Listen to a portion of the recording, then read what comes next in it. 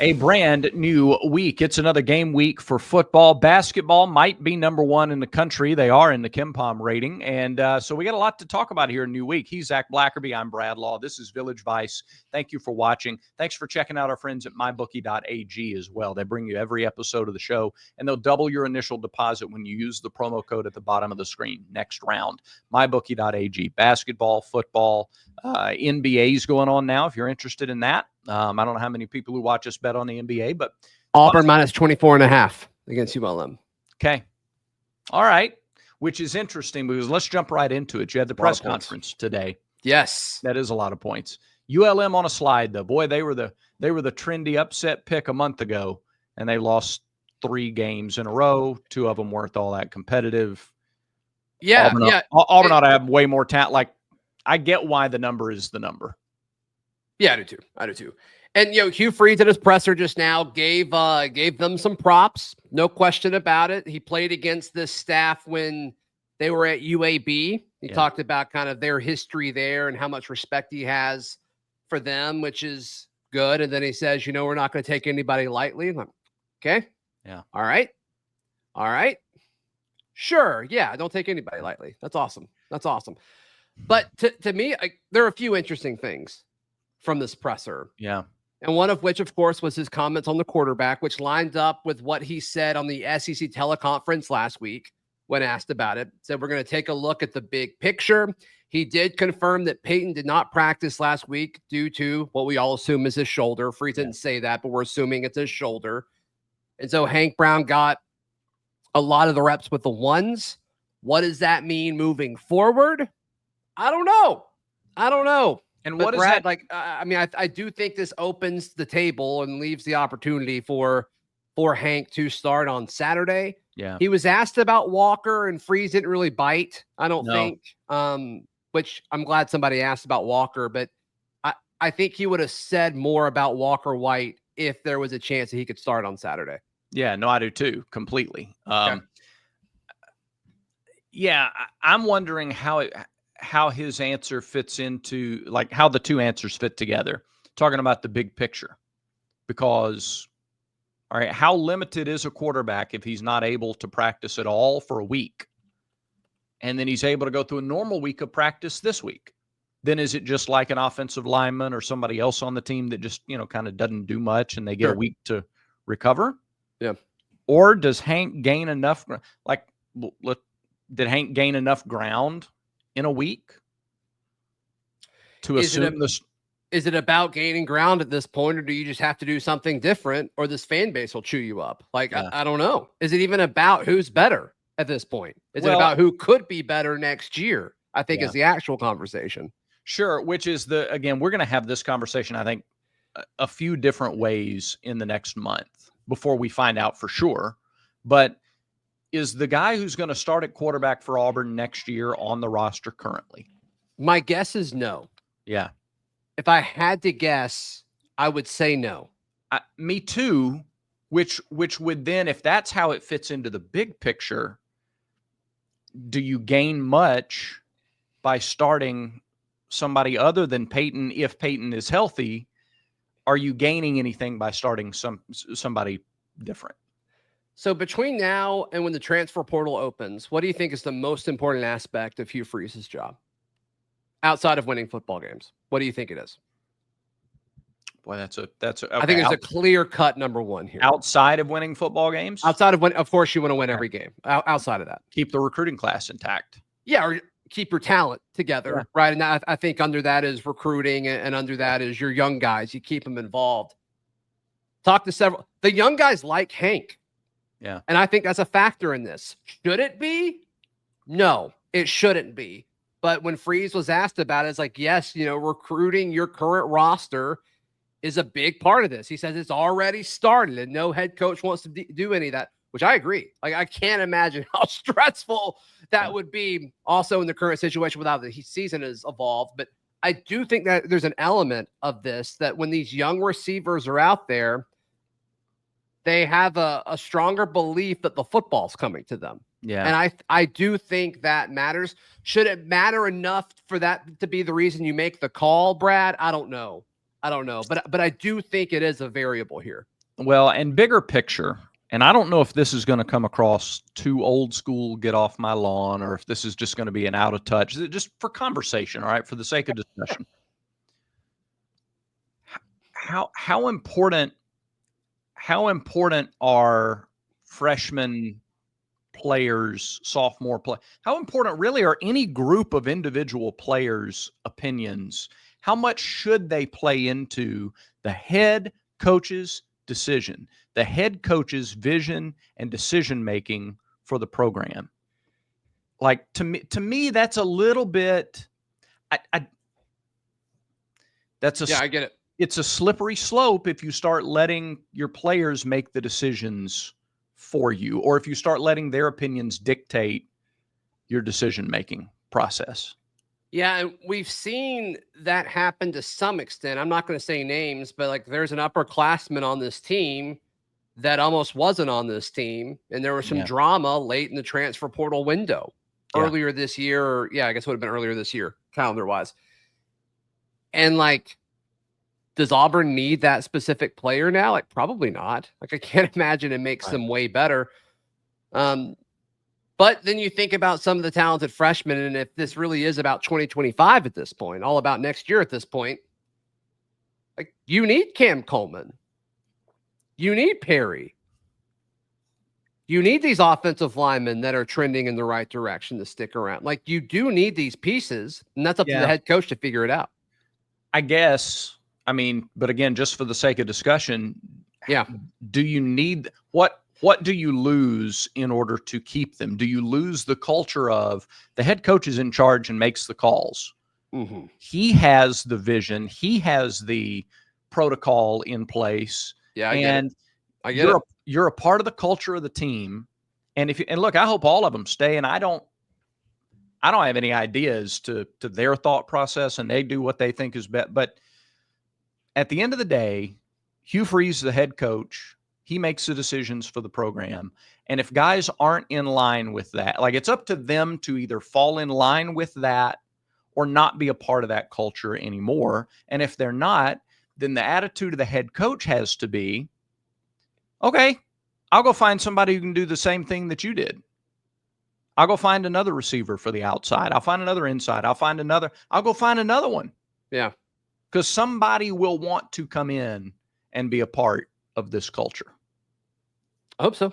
Yeah. I hope so. And hopefully it doesn't come to that, right? Hopefully, everything internally is fine, which it does seem like the young guys want to win at Auburn. Everybody that I've talked to, they echo the same sentiment that they want to be here, they want to win, and they want to do it at Auburn. Yeah. You do hear it more about the defensive guys and the offensive guys, but the defensive guys are playing. The defensive guys look good. Like, that makes sense. That makes sense. Like, why would you want to leave at this point if you're a Jay Crawford or a Caleb Harris or a DeMarcus Riddick or Malik Block? Like, you're playing a ton.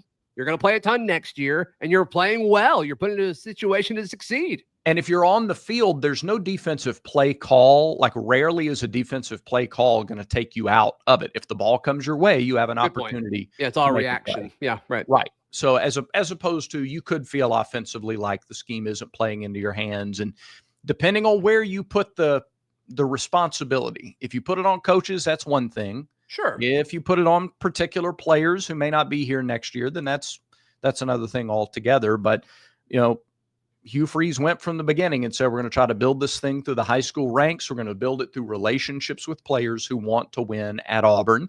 And we will see in the offseason which guys continue to want to win at Auburn and who maybe just said that when they signed. And, when it came down to real, right, nut cutting time, they decided that wasn't the case. Yeah. Yeah. Here is the case. Yes. You can look better and feel better by going to rhoback.com. RHOBACK.com. I wore my Rhoback hoodie all day yesterday and almost forgot to take it off when I went to sleep last night. That's how comfortable it is. It just felt like I was already ready for bed, and it felt that way all day long. Yeah, I slept in Rhoback stuff at least twice this past week just because I'm like, this is comfortable. I'm just going to lay down in this. I'm already wearing it. Why not? Yeah. Why not? They've got the best performance hoodies in the game, the best collared shirts in the game, the best quarter zips. all at rowback.com. Their catalog is awesome. So go and check it out, rowback.com. Use promo code VICE20 to get 20% off your order at rowback.com. Something, I guess a big observation that folks saw very quickly when looking at Hugh Freeze's presser. Yeah. Was kind of how he said it. I mean, the body language of this guy, like, did not scream that he wanted to be up there. Is that fair? I don't know how different it was. Like, there were a couple of times this year where his body language was different. Unfortunately, the result. Yeah, I guess so. I guess that's fair because it's been consistent with some of the results this year. And there's no question that it's been a hard road. There's no question that it's been difficult and that you've had winnable games that you didn't find a way to close them out. I'm a little. I guess. Look, Gus Malzahn never had a press conference that I thought he was super fired up about being at. There are a lot of coaches around the country who don't look like they're excited to be at a press conference. Sure. I do think it's fair to say that you got 3 games left and now you have no margin for error anymore. If you're going to go to the postseason this year, you got to go 3 for 3, baby. 3 for 3. This is not the time. I know I said this about 3 weeks ago before they lost at Missouri. This is not the time to peel back. Mm-hmm. You got 3 games. You got 3. Not 10, not 8, not 6. You got 3. Right. This is the final stretch. This is when your back is straight, your shoulders are back, your head is up, and you're ready to go and attack. Yeah. Or at least you would think that would be the approach.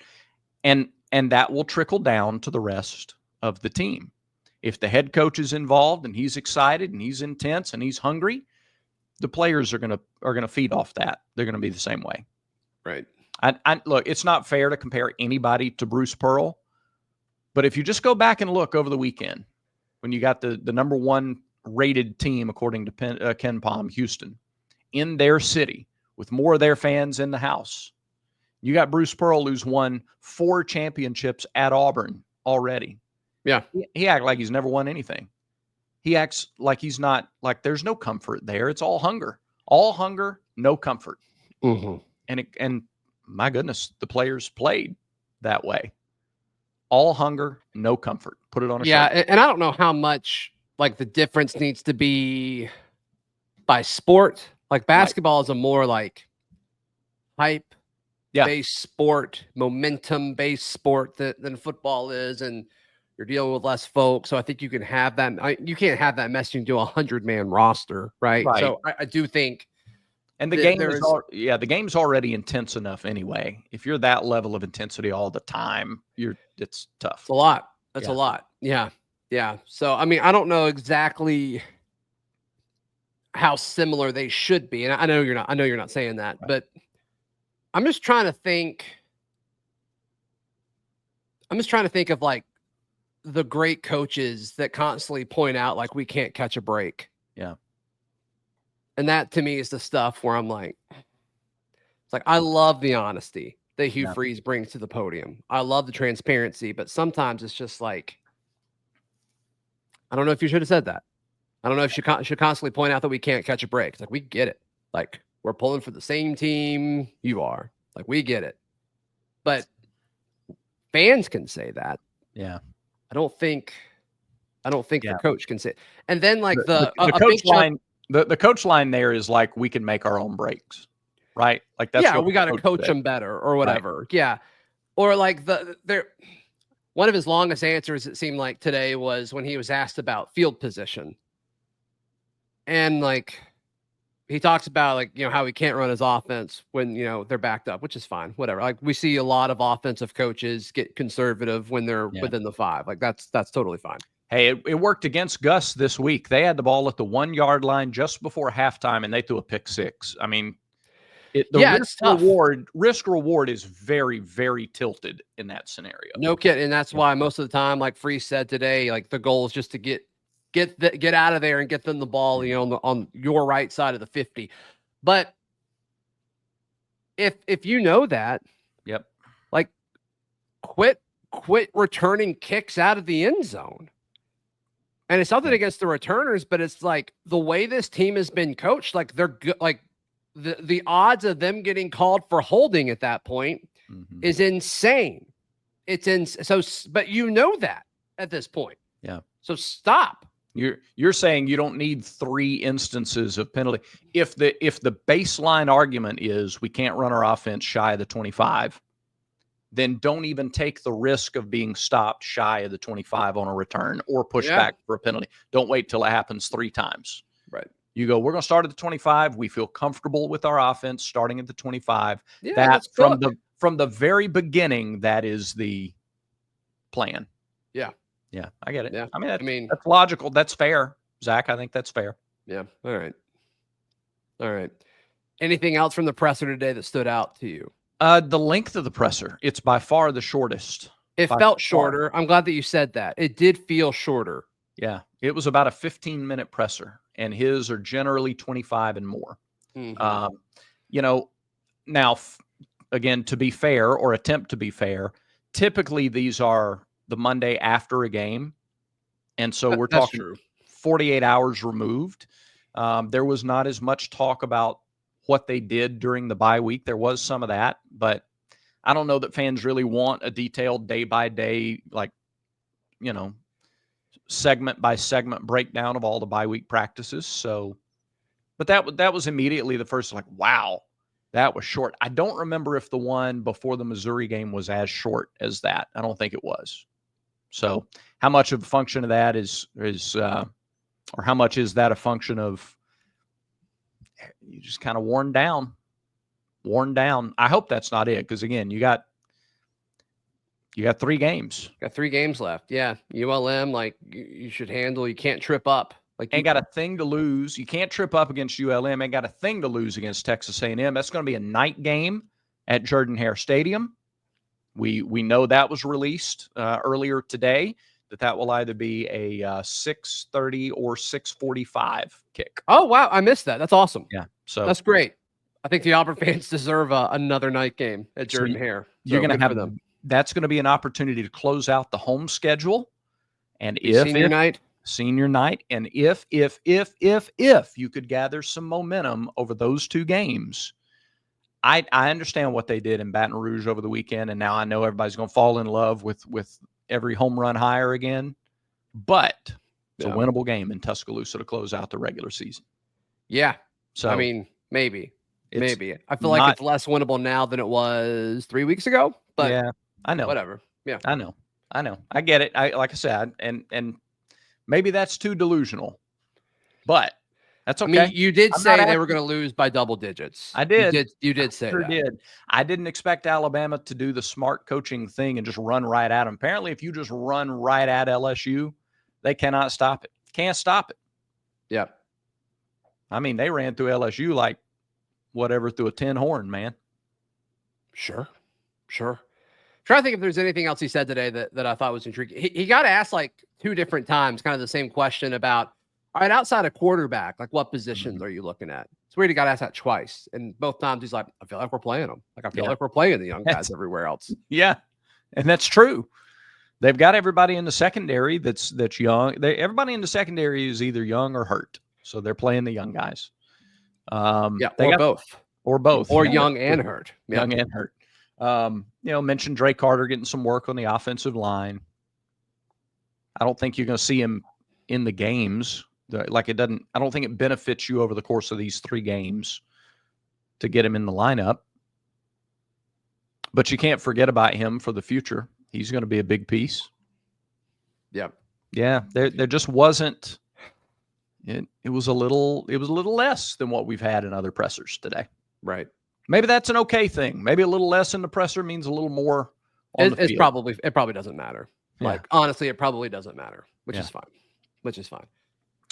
All right, Brad, I think that's it. I think that's it for today's show. It is, but how hyped are you for basketball after Houston? Incredible. The number one team in the country. Yeah. Yep. They got a good shot to be, I'm guessing the AP poll will drop later today as we record this. And It's looking like 4 or 5 is certainly on the table, which is super exciting. They found a way to win a game like that. They found a way to push through. They were plus 10 in the second half. Houston was short arming their shots in the final 10 minutes of the ball game. More scoring weapons on the outside, same inside presence, Chaney Johnson. So if you were waiting to boog to see how this game went, go ahead now and be reckless about it. Look, and we all understand it's only 2 games and we got to play this, but there's a specific group that was like, I'm going to wait until after Houston. Okay. All right, then. Get your toilet paper. The crazy thing is they still left so much out there, too. Yeah. With the free throws, with the missed dunks. Like, I mean, it looks not close if you make those 2 dunks. Yeah, that's true. That's a good point. It doesn't have to be just free throws down the stretch. Yeah, you're right. Yeah. So big things. It's going to be a fun ride. So let's go ahead and boog with us. Join the boog train. Yeah, and we'll talk about that more tomorrow. Yes. As we preview the Wednesday night matchup, we'll do heavier on basketball tomorrow. So be sure to like and subscribe so you know how to come back to the show. That's it. Thanks everybody for watching. Remember, until next time, everyone has vices. Make sure Village Vice is one of yours.